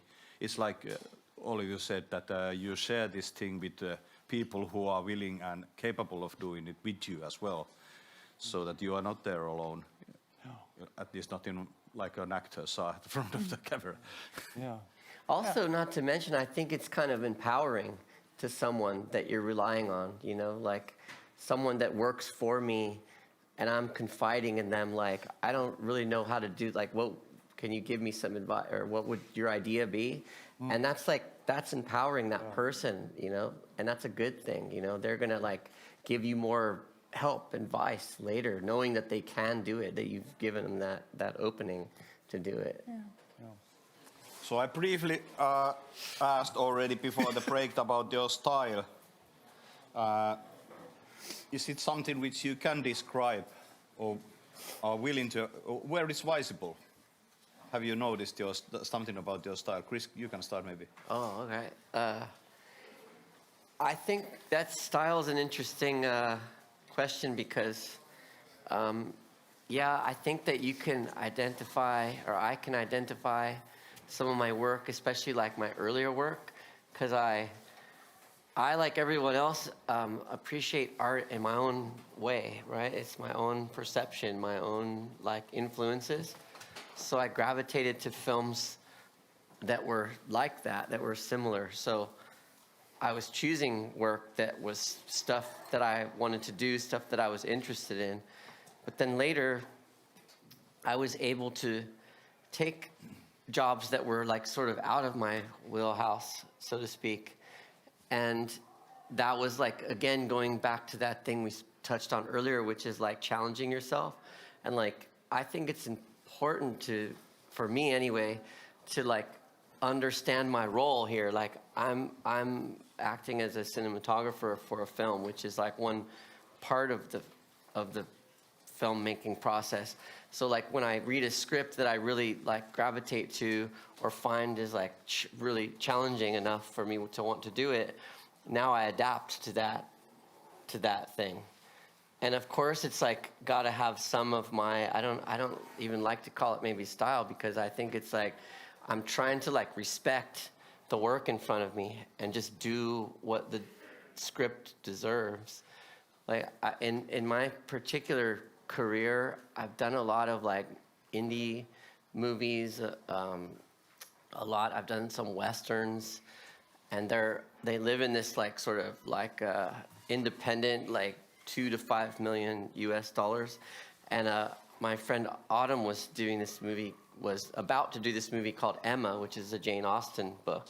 So all of a sudden I was kind of like faced with the idea that like I might be like doing something completely out of context for like what my career had been, but I was excited. It was exciting to me. Like all of a sudden I'm going to do this like costume period film. And here's a funny little story. So my friend Autumn, she's like from Hollywood like me, and like total just like rock and roll. She's a famous photographer for shooting like Rolling Stone stuff. And she was giving pitches for this movie, and they were interested in her pitch, and she did this amazing pitch, but she was worried about it because she was like she was kind of broke, and she had this big commercial gig coming up, and she was gonna lose it if she needed to do this. They asked her to give them a second pitch, and I convinced her. I was like, Autumn, like this is your chance. Like I've known her. I've known she's wanted to make movies. Like Autumn, like I'll loan you money, like whatever it is, like you got to take advantage of this thing. And so she ends up getting the film, and she calls me and she's crying, and she got the movie, and it's like her first movie, and it was like a $30 million like giant studio movie. And she says to me, she goes, first of all, you're gonna lose all of your punk rock points, but you're gonna do this movie with me. And so I had to have that moment of like, oh shit, like now I'm on the hook, like do I do it? But again, I went back to the idea that like, why wouldn't I? Why don't I challenge myself? And then obviously I'm not going to go in there with like a 16 millimeter, like black and white, scratchy, like it just doesn't deserve that. So you have to like take your kind of ego or your own like ideas get them out of the way. If you're choosing a script, like give it what it deserves. And in that, you'll find that you're doing like, you're doing things that are challenging to you. And so anyway, when it comes to style, I think of that time in my life and how I was able to show a little bit of like a contrast in like what I've been doing. And I really liked it. And I'm actually excited for it. Like, I mean, I don't know, I'd love to do like a sci-fi film one day, which is something that I've never done, but maybe it would be interesting. And anyway, that's my thoughts on style. Yeah. You guys, Sari or Peter? Yeah, I think it's a difficult question. I don't think I have a style. I might have, but I don't see it that way. I think it's a bit similar that when I'm hired to do something, it's my job to kind of channel the scripts into images. It's not about me bringing my own style. It's the style in the film that I'm supposed to kind of do. So that way. Like adaptable. I think that something definitely comes along, but I'm not sure what that is. That's maybe a question to someone else. But But then I think there are some things that I usually like. I'm not a big fan of top lights, so that's probably something that is kind of signature thing to me that I hardly ever use it, except in the next one I will, because it's kind of been written in the story that it needs to be there. I think so. I need to challenge myself in that one. But in the previous work, we don't get along with the top lights. so maybe that's okay. Music if you and wanna, top lights. yeah, exactly. If you wanna pick up like something like actual things, but yeah, I think style-wise, I don't think I will ever be booked for a job because of my style. I think it's been other reasons. Yeah, I mean, if we are lucky, we get to kind of work in very different kind of projects and not get, hooked on, yogurt commercials or a Marvel movie like that. You can do, documentaries, and I think that's like enriching, and it helps.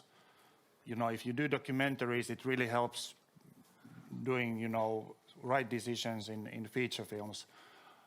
I'm hoping I don't have a style, but I think I do. Like there's things that I find beautiful, and I can't help it. Like when I look back, and I don't do that often, but I get surprised by, okay, yeah, that's pretty cool. Like I like that, and maybe one of my rules is, and I don't mean that it, like usually the style, of course, comes from the story, and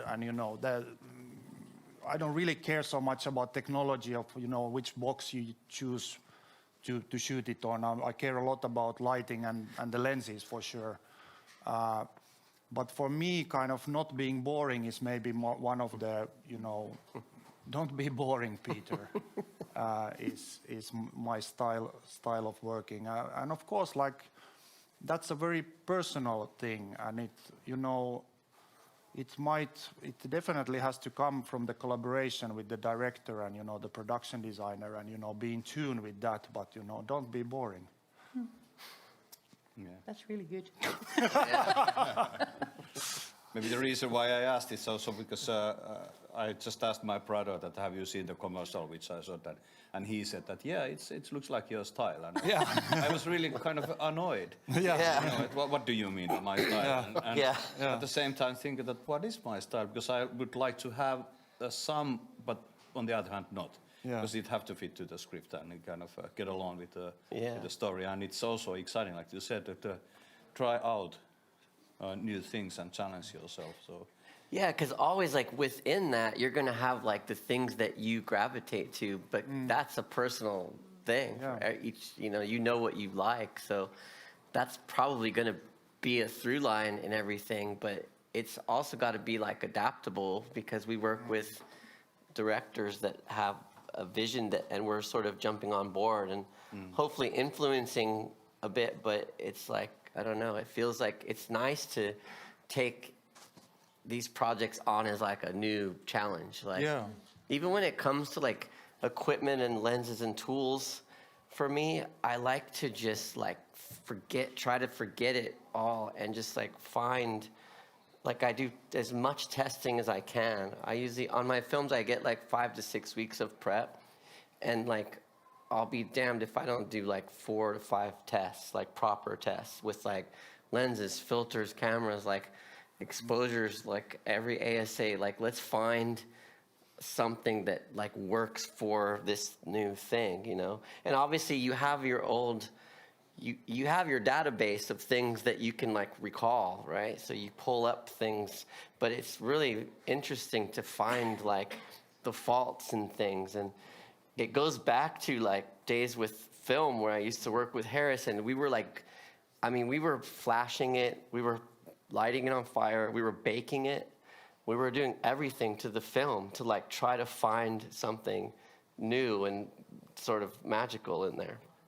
Did you hear this? You said 5 weeks prep. Yeah, is that a lot? Sorry. So that's maybe a good reminder for some cases as well, that for half a year that we don't have enough time to prep the film. So that's also the reality. So and I'm like spoiled. You said about the testing as well, that's sometimes... you guys don't get the chance to do that. Do that, Yeah. many at least.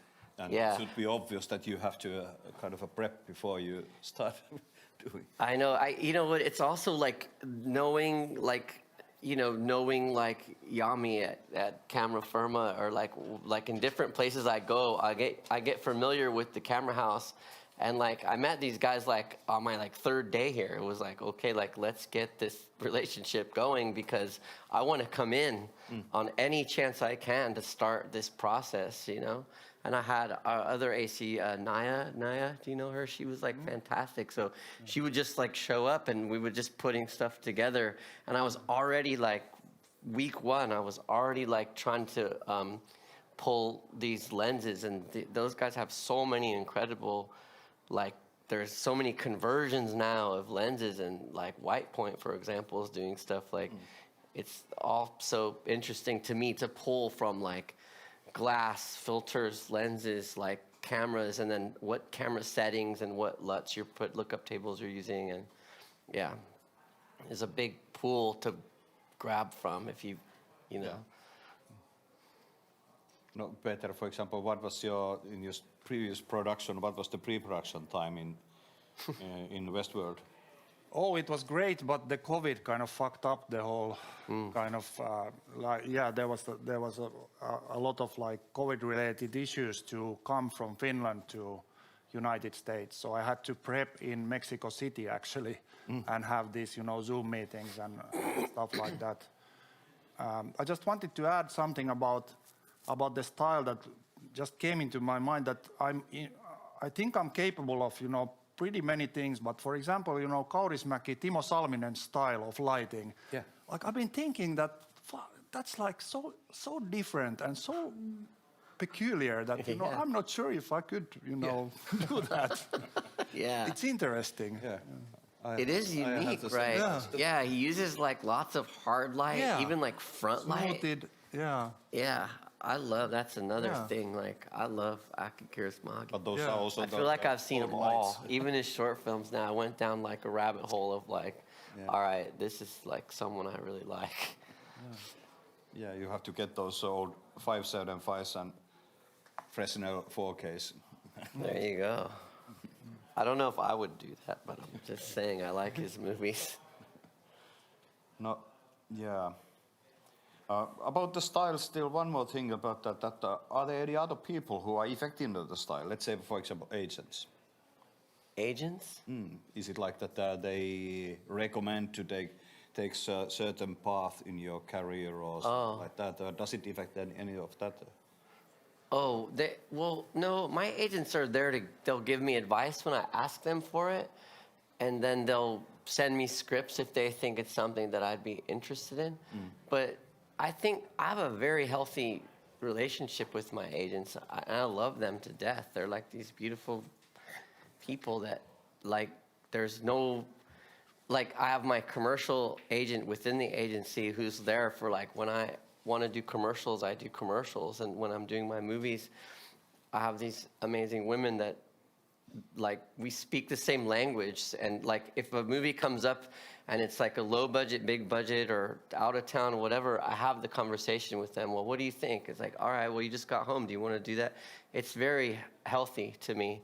So I lean on them for advice, but I don't feel that they're like sort of pushing an agenda on me or anything like that, thankfully. Yeah.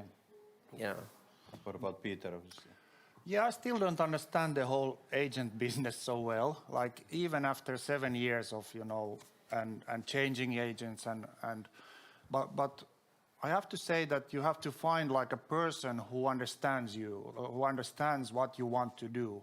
And I think I found, those kind of people who basically support in that. Of course, I have to say that, agents have to think about their own, they also think about, okay, we put Peter now on a bigger budget, they get more percentage from that. But I feel like you have to find a person who is listening really to what is your need at that moment. And my career has been very kind of like, it's been jumping from very small, indie films to like bigger films or TV series. So it's like I don't know, it's like they are planning the career with you. And I think what I learned is basically after the initial process of learning things by really doing as students, and later on like doing different kind of things.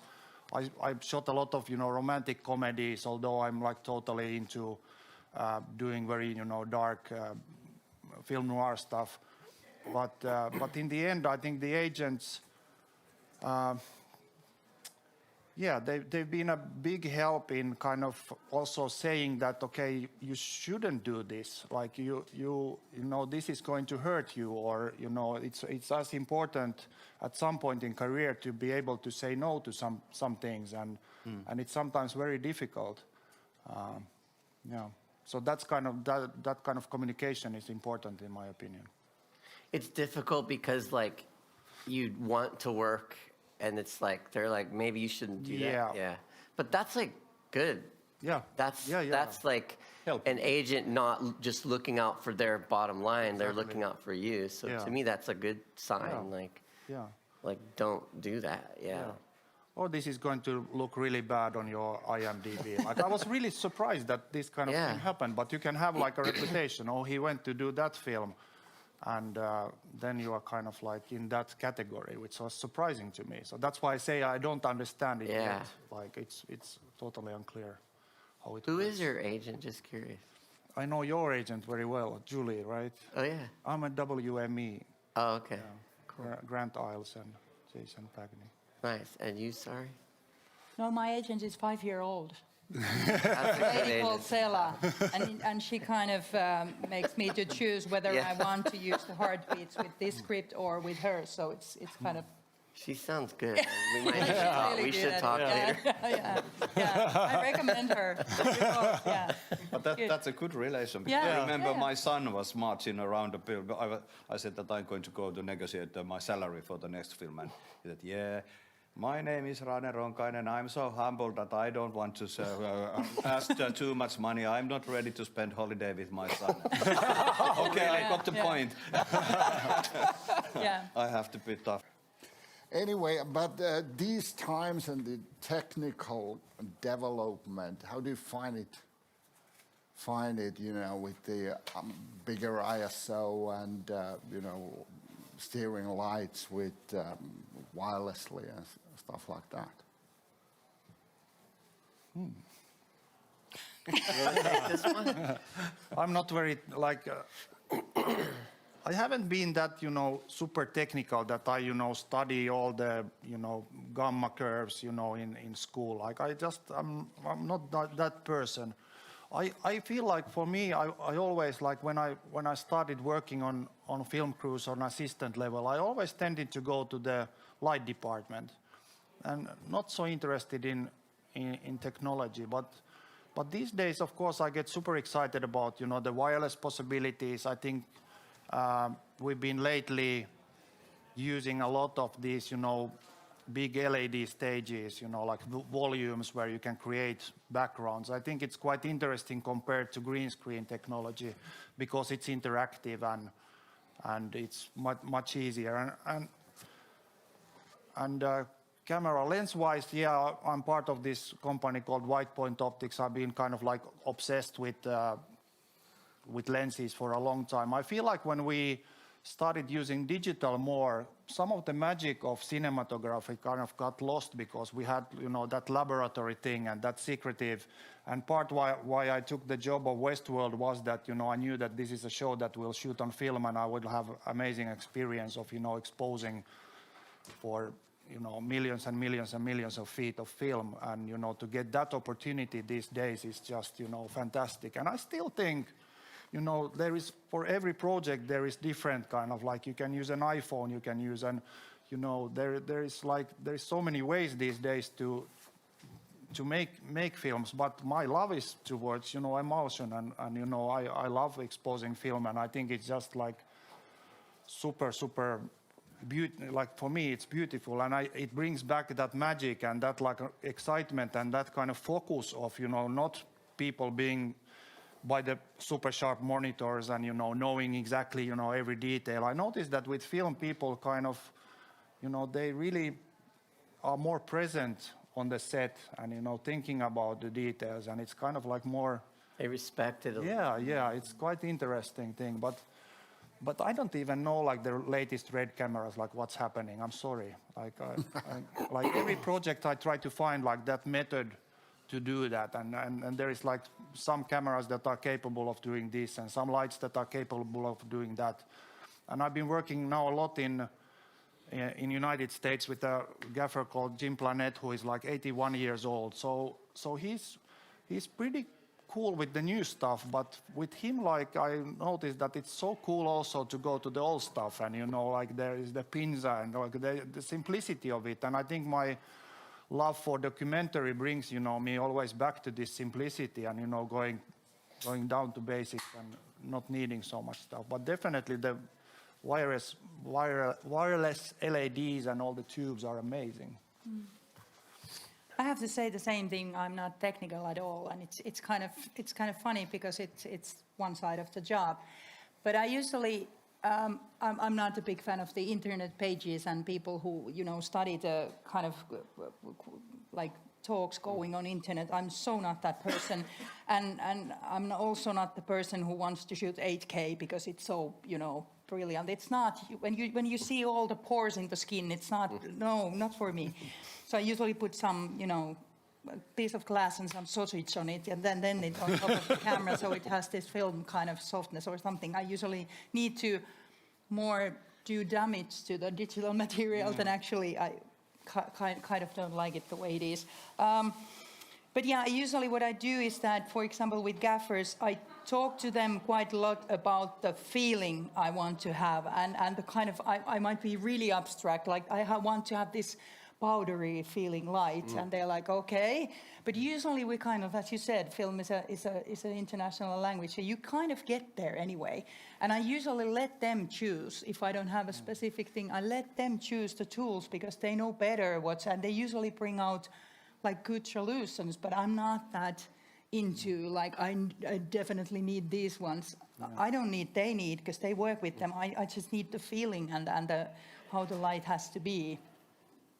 So yeah, and I really like the lenses as well, and the perspective is kind of, I think that's something that I'm interested also now, the spaces and the perspectives, what are the really like the right lenses and right perspectives for the film. So yeah, the technicality is there, and I'm not afraid of it, but I'm more into the soul of the film, and those are the tools to make it. But I don't think the camera doesn't, like, it doesn't do the trick, it's the other things. It's like oven doesn't bake, it's just, you know, the baking is done before, and then it's just, you know, then you put the things in the oven. So it's a tool to reach that you need, but it's not something that kind of choosing that camera or these lenses, it's gonna do the trick. The trick has to be there, and then you just finish it with those things, so. Yeah, it's funny. I think we're like a very similar panel in that way. Like, I'm the same. Like, there's tons of technical things and numbers and cameras and resolutions to think about every day, but I'm more into like the emotion of things. Like, I mean, it's almost like a necessary evil in a way. Like, go through it, test it, like learn how it makes you feel. Like when you project your tests or shoot anything, and then like just make your recipe there and then go for it. But it's just so annoying to get into these like debates or conversations about like 8K, 9K, what, like, fuck off. Like, just, I don't know. And also I'm a film person too, so like a lot of the times I'm trying to manipulate my digital to give me that like feeling of that like tactile, tangible like thing that you get from emulsion. So it's like I'm tricking this one thing to look like another, but yeah, you don't always get the chance to shoot film. There's like practical reasons behind that, which is fine. I think it's like once you commit to your look based on your testing, then that's it. You like the best part about testing is when I'm sitting in a theater with my director and my producers, and I'm showing them like different versions, and hopefully the tests are very like evolved, where I have like as much like art direction, like costumes, like as much as I could get it shooting in a location, like but there's that moment where you're like, that's our like that's it, like that's our movie, and it's really satisfying. Yeah, but I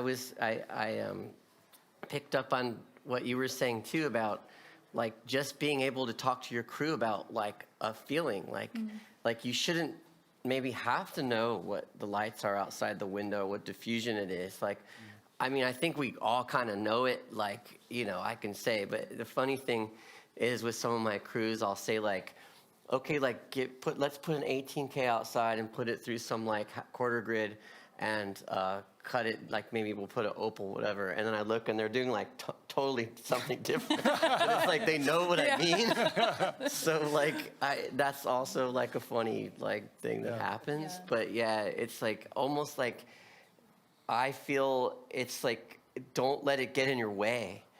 You know, like that's another thing I was hoping to sort of get across to like anybody who's aspiring to make films is like this is really accessible. Like you shouldn't, like the way that I draw my boards is the same way Peter talked about. They're literal stick figures, but like you get the idea across.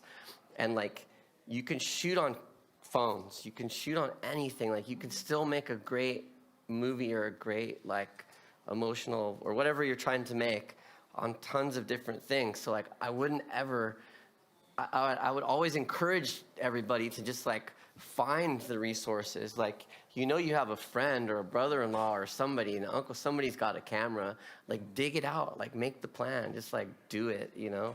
I like that, like just like the motivation to make something. I don't think it should like feel like something that's like we're not magicians. Like obviously today you've realized that we're just like people that have our own perspective on things. So like that is something I like to get across to especially younger kids or people that are like interning for me. Or it's funny enough, Alex is Peter's godson, who was our camera intern on our movie.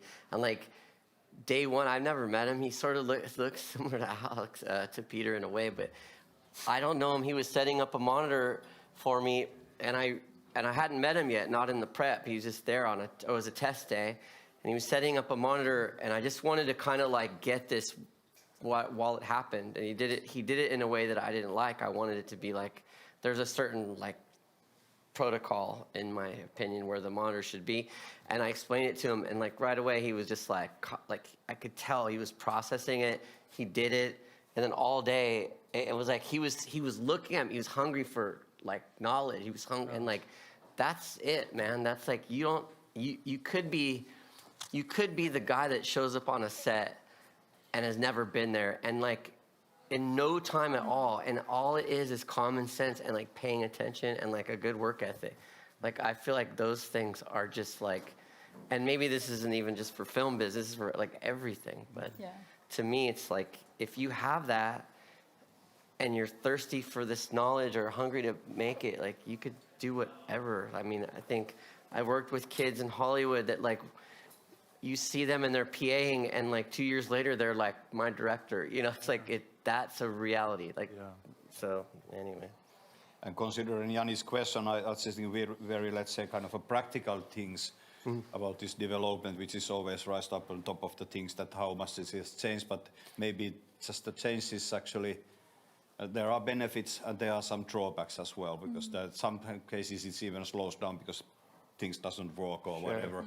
But on the other hand, what has it changed for sure is that some of the changes can be done instantly. For example, gaffer standing right next to me and we see the changes. That's one part of the thing. Maybe it's easier to rig. Good for me. Maybe more important for the electricians and so on. But like you mentioned about the film as well, it's always, I think the question is that this kind of a little bit abstract way is forcing other people to think about it, and they have to use their own imagination as well. And same comes to this staring this goddamn monitor as well, because if people are just walking through the monitor, they don't have the vision to do it beforehand. And that's maybe the strong point of the film, because they have to be concentrated. Yeah, there's a lot more respect that happens on a film set too, because you hear it running through a motor and you know that it's like not this like finite thing. It's like it's going to end. And you just like, I don't know, even the actors, it's like, you're going to roll out at some point. So they try to get it, and it's a little bit more important in some ways. But then there's directors that really respect like filmmaking, and they'll shoot digital, and they won't just like roll camera all day, and that's great. That's because great. it's like because it's like you're getting like sloppy work is happening, and it's like just this kind of free for all because no one cares. There's like a disrespect for the medium, but. Yeah. I hate it when somebody said, let's rehearse, but let's shoot it. Let's shoot the rehearsal. Yeah, exactly. It's it's not a rehearsal, but it's not a shooting. It's that will something. never end. That's just like a part of, Okay, let's take a couple of questions if you have. We're quite Close into the end, Yeah. actually. Because time has to run so fast. Hannele's got a question. okay.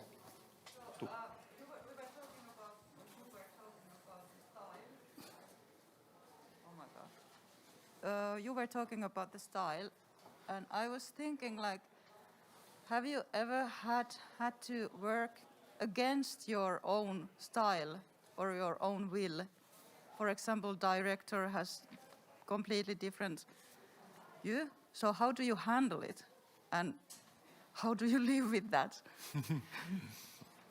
Yeah, that's like hard, but like I think you have to just respect that you're the DP and your job is to sort of serve the directors. But I think, for me anyway, like when you meet the directors, like they think they're interviewing me. Like, guess what?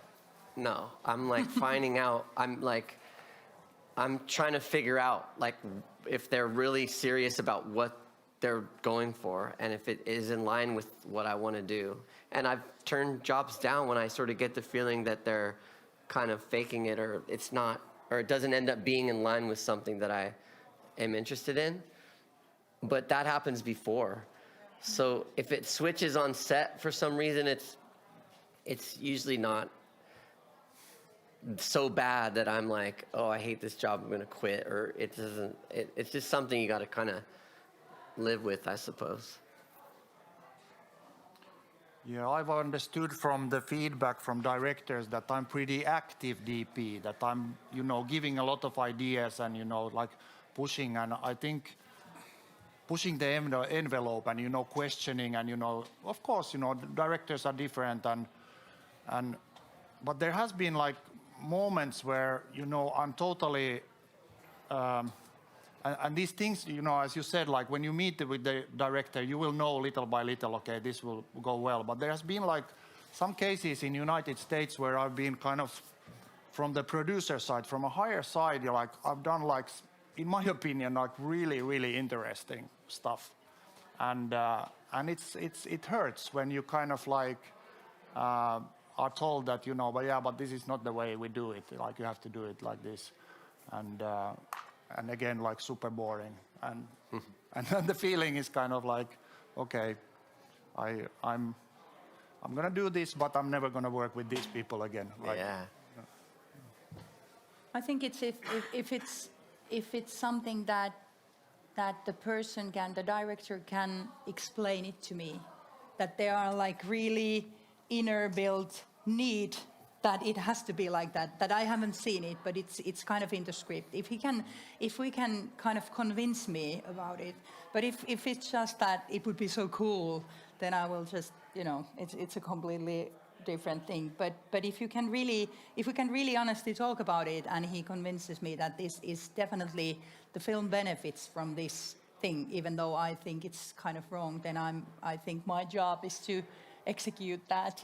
But it's, and on set sometimes what happens with some directors are that they kind of, for example, don't like the light maybe, or they see something that some kind of moment doesn't do well for actors or something, and I think that's really nice. I really love it, because I think directing a movie is directing the images, and there are quite a lot of directors who don't like to the actual film, like all the lighting, and they don't care about it that much.